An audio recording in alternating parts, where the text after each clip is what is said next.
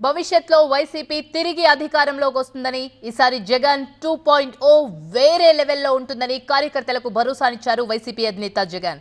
Super 6 హామీలు అమలు చేయలేక చంద్రబాబు సంపద సృష్టి పేరుతో మోసం చేస్తున్నారని, 9 నెలలు కూటమి ప్రభుత్వ పాలనలో ఎక్కడ చూసినా అవినీతే అన్నారు జగన్. ఎన్నికలు అయిపోయిన 9 నెలల తర్వాత ఈరోజు ఏమంటా ఉన్నారు, సంపద సృష్టించడం ఎట్టనో నా చెవులో చెప్తే నేను తెలుసుకుంటాను అంటున్నాను. చంద్రబాబు నాయుడు నమ్మడం అంటే చంద్రముఖిని నిద్ర లేపడమే అని. మళ్ళీ మన ప్రభుత్వంలో ఎలా ప్రతిదీ కూడా ఎలా పగడ్బందీగా ఎలా జరిగింది, చంద్రబాబు నాయుడు ఎందుకు చేయలేకపోతున్నాడు, ఈ చర్చ ప్రతి ఇంట్లోనూ కూడా జరుగుతూ ఉంది.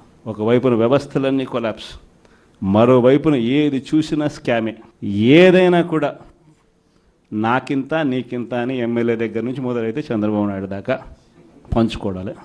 మహా చేస్తే వీళ్ళు ఏం చేయగలుగుతారు, దొంగ కేసులు పెడతారు, కాదండంలా బెదిరిస్తారు, కాదండంలా మహా అయితే 3 నెలలు లోపల వేస్తారు, అది కాదండంలా.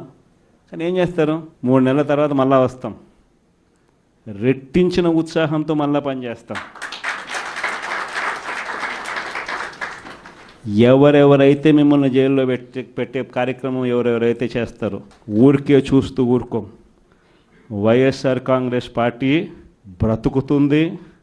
వైఎస్ఆర్ కాంగ్రెస్ పార్టీ ఈ రాష్ట్రాన్ని ఏలుతుంది అని కూడా ఈ సందర్భంగా చెప్తాను. ఈసారి జగనన్న 2.0 కొంచెం వేరుగా కూడా ఉంటుంది.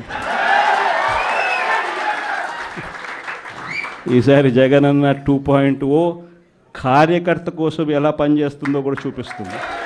కానీ జగనన్న 2.0కి వచ్చేసరికి మాత్రం చంద్రబాబు నాయుడు కార్యకర్తలకు పెడతా ఉన్న ఇబ్బందులు చూసా, కార్యకర్తలు పడతా ఉన్న అవస్థలు చూసా, కార్యకర్తలు పడతా ఉన్న బాధను గమనించా. వీళ్ళ కోసం గట్టిగా మీ జగనన్న ఉంటాడని సందర్భంగా గట్టిగా చెప్తాను.